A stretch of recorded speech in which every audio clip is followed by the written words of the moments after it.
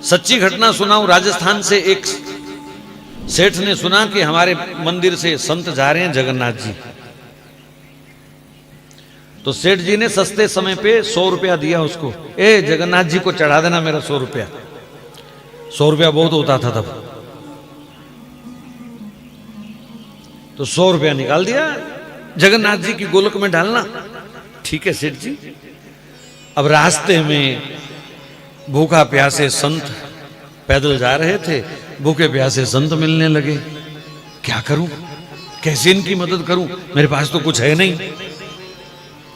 तो फिर सोचा चलो सेठ जी का 100 रुपया है, पाप तो मुझे ही लगेगा ना, लग जाए पाप, लेकिन कम से कम किसी का पेट तो भर जाएगा।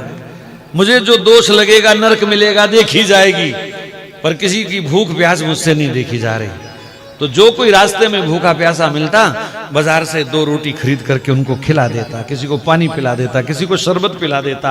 जगन्नाथ पहुंचते पहुंचते 2 रुपए बचे उस 100 में से। और जगन्नाथ जी के आगे हाथ जोड़ करके वो खड़ा हुआ और रो करके कहा, प्रभु बेईमानी की है मैंने, सेठ जी ने 100 दिया था, मैं 2 ही ला पाया, बाकी मैंने खर्च दिए और 2 रुपए चढ़ा दिए। वापिस आए, प्रसाद दिया सेठ को, वो मेरा 100 रुपया चढ़ा दिया? बोले हाँ चढ़ा दिया। बड़ा खुश हुआ, जगन्नाथ जी को बड़ा याद किया, मैं तो नहीं आ पाया, पर आप कितने दयालु हैं, मेरा 100 रुपया आपने स्वीकार कर लिया। अब बड़े लोगों को आदत होती है ना बार बार 100 रुपया बोलने की। मेरा 100 रुपया आपने स्वीकार कर लिया। ऐसे वो जगन्नाथ जी का धन्यवाद करते करते सो गया। तो जगन्नाथ जी स्वप्न में आ गए। स्वप्न में आ गए तो सेठ ने फिर ठाकुर जी के मुंह से सुनना चाहा, ओ महाराज आपको 100 रुपया भेजा था, मिल गया? तो कहा सेठ जी 100 तो नहीं, 98 मिले हैं मुझे। अरे बड़ा बेईमान है वो महात्मा, 2 रुपए खा गया। मेरे को तो कह रहा था मैं 100 रुपया चढ़ाया है। ये बेवकूफ आदमी, बेईमान आदमी, संत वेश में भी धोखा करता है। ठहर जाए, इसकी खबर लूंगा सुबह। सुबह उठते ही उसने नौकर भेजा और महात्मा को बुला लिया। ए बेईमान कहीं के, तेरे को 100 रुपया दिया था, शर्म नहीं आई तुझे? 2 रुपए बेईमानी कर गया तू। मुझे स्वयं जगन्नाथ जी ने बताया कि तूने 98 रुपए चढ़ाए हैं, कहां हैं 2 रुपए? महाराज जब सेठ के मुंह से ये बात सुनी तो वो संत तो रोने लग गए। हे जगन्नाथ प्रभु, आज पता चला कि तुम क्या स्वीकार करते हो। जो 98 रुपए मैंने भूखे लोगों को खिलाए, आपने वो स्वीकार किए, और डायरेक्ट नगद जो मैंने 2 आपको चढ़ाए वो आपने स्वीकार नहीं किए। आज कौन चलेगा इस पद्धति पर? मैंने वृंदावन के बड़े बड़े मंदिरों में देखा। हमारे एक दिन मैं गया बिहारी जी के, एक सेठ अपने थैले से गड्डियां निकाल निकाल के डाल रहा था। मैंने कहा बहुत अच्छा, ठाकुर जी ने दिया, इसका पैसा कहीं भी चढ़ाए। लेकिन दुख तब लगता है जब हजारों हजारों गैया वृंदावन में भी कूड़ा करकट खाती हुई दिखाई देती हैं। तब लगता है कि वहां गोलक में गड्डियां डालने का फायदा है कि यहां गौओं को खिलाने से फायदा है।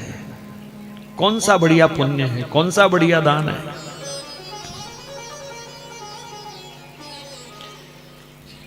तो मैं कभी नहीं कहूंगा कि आप मंदिरों में नोट ना चढ़ाएं, पर अगर किसी जरूरतमंद को जरूरत है तो उनके मुख में देना ही ठाकुर जी स्वीकार करते हैं, ना कि ठाकुर जी की गोलक भरने में ठाकुर जी खुश होते हैं।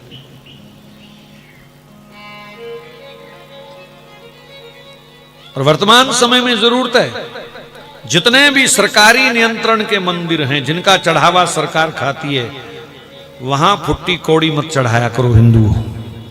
आपको कसम दे के कह रहा हूं। तिरुपति बालाजी में करोड़ों रुपए चढ़ते थे, आज भी चढ़ रहे हैं। नई सरकार ने थोड़ा सा परिवर्तन किया है जरूर, लेकिन पिछली सरकारों का यह हाल रहा कि 100 में से केवल 8 रुपए मंदिर पर खर्च होते हैं और बाकी सारे के सारे पैसे मदरसे और चर्च पर खर्च होते हैं, जहां जिहादी तैयार होते हैं, हिंदू धर्म के दुश्मन तैयार होते हैं। ये हालत है। अभी 4-5 दिन पहले कर्नाटक के मंदिरों के चढ़ावे की आपने अगर रिपोर्ट पढ़ी हो, सुनी हो, टीवी पे आई है खबर, 450 करोड़ का चढ़ावा आया, जिसमें से 335 करोड़ केवल मदरसों को और चर्च को डोनेट किया गया।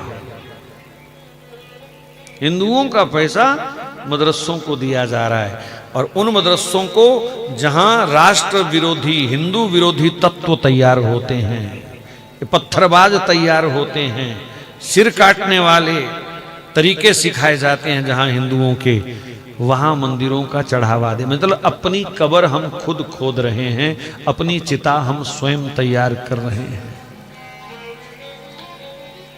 जितने भी सरकारी चढ़ावा खाने वाले मंदिर हैं, सरकार जिनका चढ़ावा खाती है, कृपया वहां पैसा ना चढ़ाएं जब तक सरकार उनके लिए अलग बोर्ड का गठन नहीं करती। कम से कम हिंदुओं का पैसा तो हिंदुओं पर लगना चाहिए कि नहीं लगना चाहिए। अल्पसंख्यक आयोग अलग से उनको डोनेट करता है, कई खरब रुपए देता है साल के, मंदिरों का चढ़ावा वो खा रहे हैं, और फिर खा के भी देश के हक में रहें तो कोई दिक्कत नहीं, फिर भी वो देश के विरोध में हैं, सनातन के विरोध में हैं। हनुमान चालीसा पढ़ो तो वो पत्थर फेंकते हैं, रामायण पढ़ो तो वो हमारे ऊपर पत्थर मारते हैं, शोभा यात्रा निकालो तो पत्थर खाओ साथ में, और पलते भी हमारे पैसे से।